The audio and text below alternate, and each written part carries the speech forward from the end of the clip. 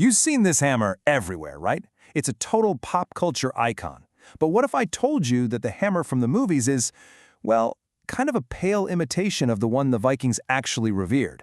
Today, we're going to smash through the Hollywood myths and unpack the real story of Mjölnir. Okay, let's really dive in, because beyond all the special effects, there's this incredible story of divine pranks, some seriously wild magic, and, huge cultural importance. We're going to get into its true origins, its surprising powers, and why it was so much more than just a weapon. All right, first things first, we've got to separate the Hollywood version from the historical one. And trust me, the differences aren't just for trivia night. They get right to the very heart of what Mjölnir was all about. And this, right here, is probably the biggest difference. Modern stories brought in this whole idea of worthiness, which honestly feels like it was borrowed from the legend of King Arthur. But in the original Norse myths, nope, not a thing. In fact, the hammer was actually stolen by a giant at one point, which is pretty solid proof that anybody could pick it up if they were strong enough. It was never about being morally worthy. It was about having the muscle. So, if it didn't let you fly and didn't care if you were worthy, what could the real Mjölnir do? Well, its actual powers are pretty incredible, and the entire origin story, it's pure Loki. Classic Loki. So, one of our main sources for all this, the Prose Edda, tells us that this hammer was an absolutely terrifying weapon. I mean, think of it as the ultimate magical boomerang. It's unbreakable, it never misses, and it always comes back to you. It could even shrink down small enough for Thor to just tuck into a shirt. But it had one famous flaw, a really short handle. And the story behind that is just total chaos. And this whole thing perfectly shows how Mjölnir was basically born from Loki's mischief.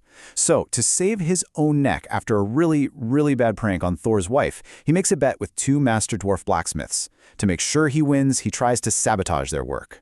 Right as they're forging the hammer, Loki turns into a fly and bites one of the dwarves, Brokkr, right on the eyelid. Brokkr flinches for just a split second, and that's it. That's why the handle came out too short. So the real takeaway here is this. Wielding the hammer wasn't about being a good person. It was about having the right gear.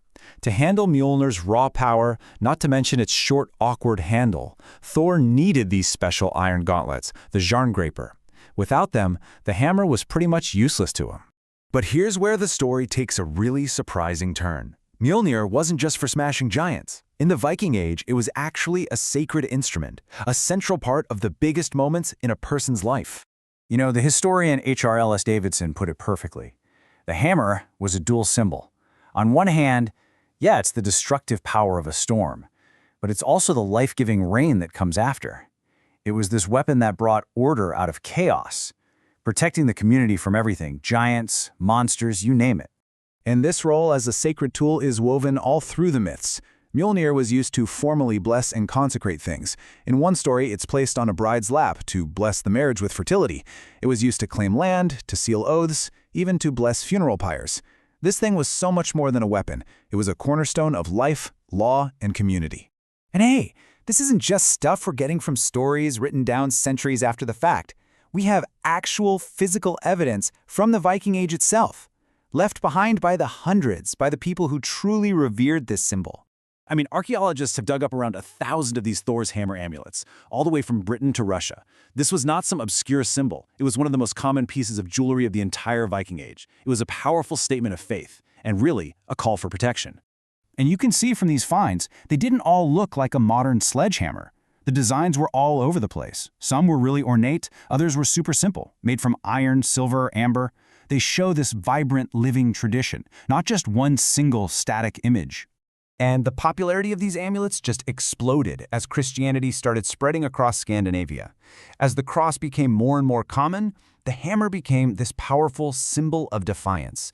It was a public way of saying, nope, I'm sticking with the old gods. Archaeologists have even found molds that could cast both hammers and crosses, which just shows you how these two faiths were living side by side and competing. So Mjölnir's story didn't just end when the Viking Age did. Not even close. Its journey has continued right into our modern world, where it's still a really powerful and sometimes a pretty complicated symbol. Today, Mjölnir is a huge symbol for people who practice heathenry, which is a modern pagan religion that's all about reviving pre-Christian Germanic beliefs. For them, wearing the hammer is a really deep connection to their heritage. It stands for the same things it did 1,000 years ago: protection, strength, and community. Now, we do have to talk about something difficult here. Like a lot of ancient symbols, the hammer has been co-opted by some white supremacist groups. But it is so important to understand, as scholars like Catherine Beard point out, that this is a total corruption of its real meaning. For the overwhelming majority of people who wear it, Mjölnir is about faith, heritage, and personal strength. Ideals that are the exact opposite of hate. Mjölnir's journey is just this powerful reminder of how myths can endure. It went from a flawed weapon born from a prank, to the sacred heart of a community, to a symbol of cultural identity, and now to a living emblem of modern faith.